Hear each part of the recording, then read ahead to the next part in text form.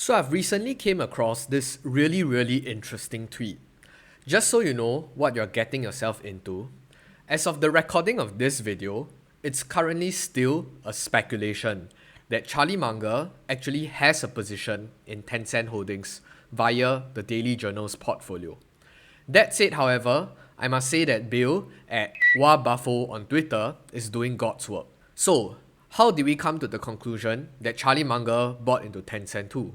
Through some good old detective work, of course.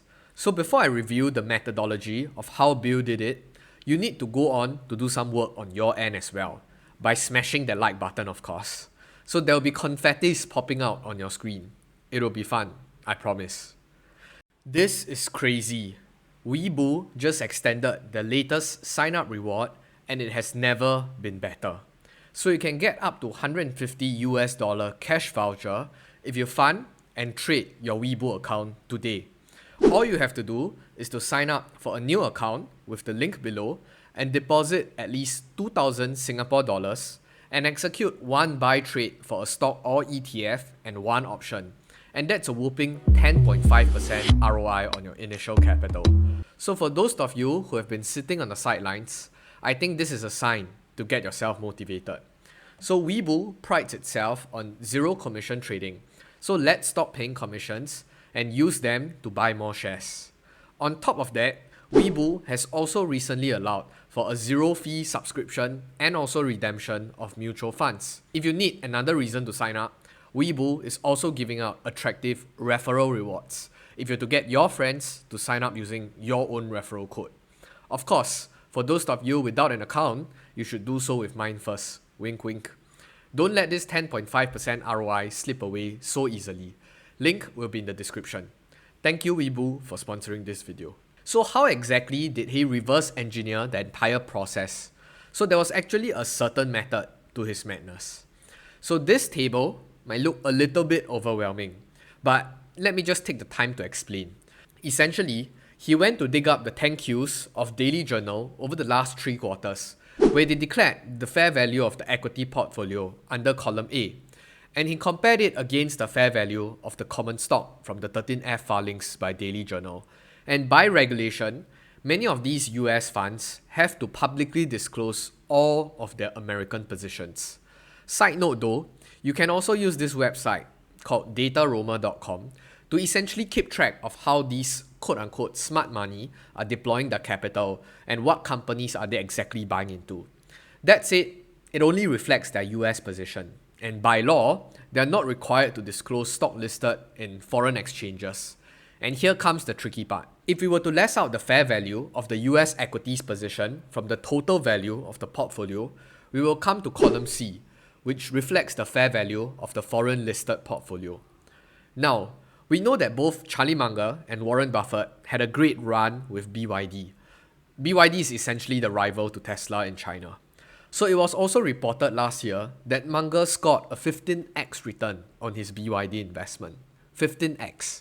And alongside Warren Buffett, they have been trimming their BYD position since then. At least based on Daily Journal's last 3 quarters disclosure, they have yet to sell any additional BYD position since Q4 of last year.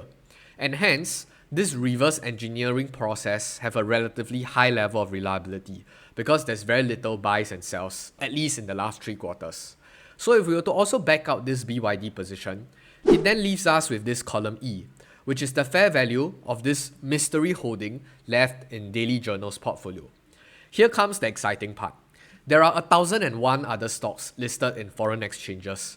So why was he so confident that the mysterious holding is Tencent? Simple.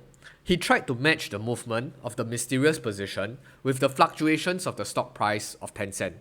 And surprise, surprise, they actually match perfectly.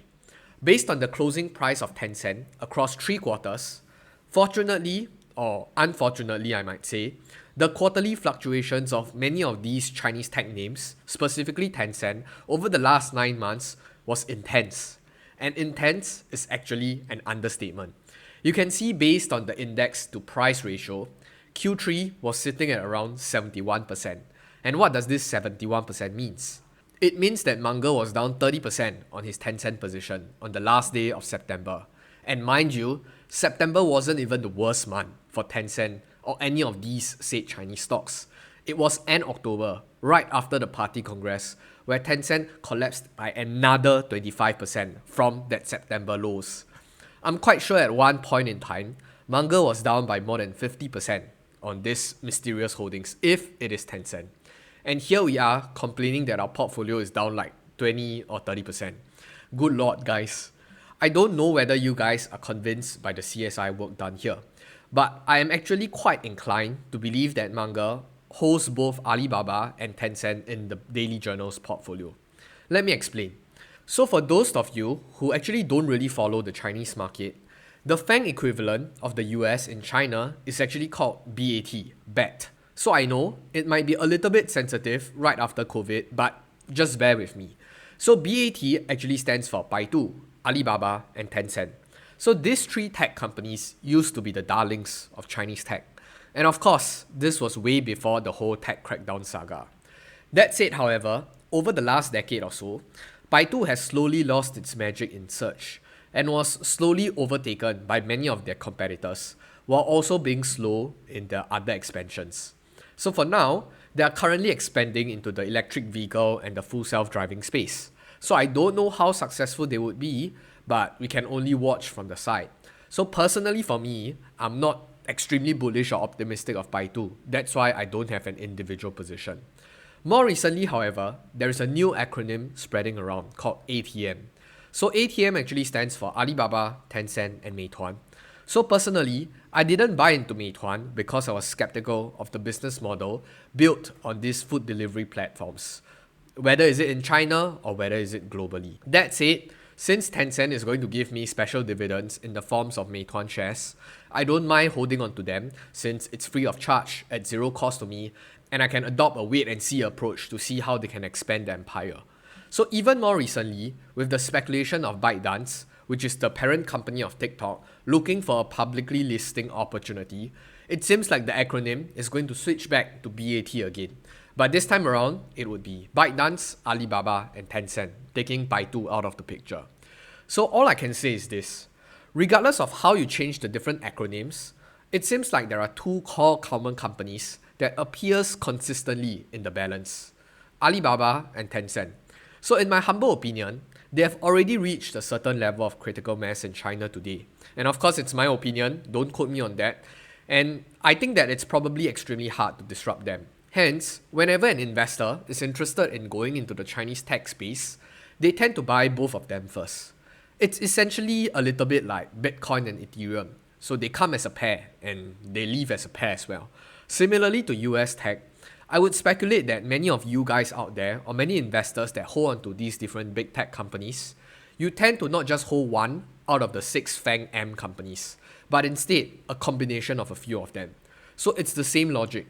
So on top of this bundling theory, I think if you're to follow a close associate of Charlie Munger, which is Monish Pabrai, he has also been singing high praises for both Alibaba and Tencent, even though it seems like he has already sold out of both his positions. And I've covered this speculation in one of my previous videos, so do check it out if you have missed it. Now, Li Lu, who is also another close associate of Charlie Munger, is widely credited for encouraging Munger to start a position in Alibaba. And as a native Chinese investor himself, I find it hard to believe that Li Lu did not mention Tencent at all to Munger as well. So all else said, I think holding onto Chinese tech has been a tumultuous journey, to say the least. So most of you are probably down between 10 to 50% if you actually started way earlier on. So I don't know, I just pulled the numbers out of my ass. But hey, at least we know for a fact that another investing legend or an investing goat is back holding alongside us. So jokes aside, I think many of you shouldn't be too hard on yourself based on this short-term fluctuations that are subjected to market emotions.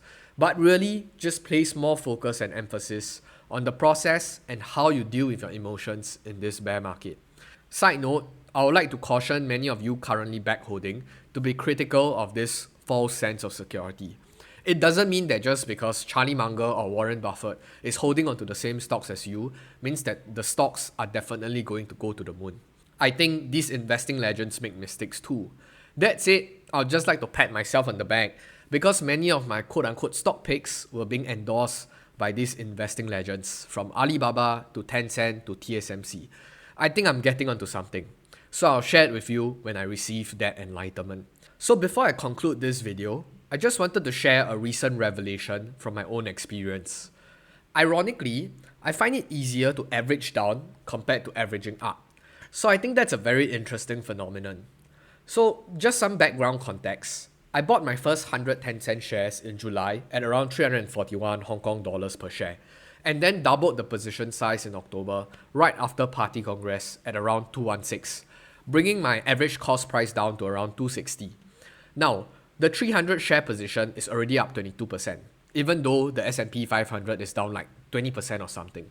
So if you to ask me if Tencent is still a buy today, I would tell you that I think there's still a great deal of value in this company at current prices. But of course, don't mistake this as financial advice. I'm not saying to go all in on Tencent. So I've yet to figure out a framework around this interesting bias, but I'll update you in due course. So I wonder if Munger actually added or maybe even reduced his China exposure in Q4 of this year. Maybe because he paper-handed as well. Who knows? The price action in October, right after the Party Congress, was really some next level fear-mongering. For those of you who held through that period and diamond-handed, I think you deserve a pat on your back too. With that, I'll see you in the next video, but more importantly, I will finally see you on the moon. Goodbye!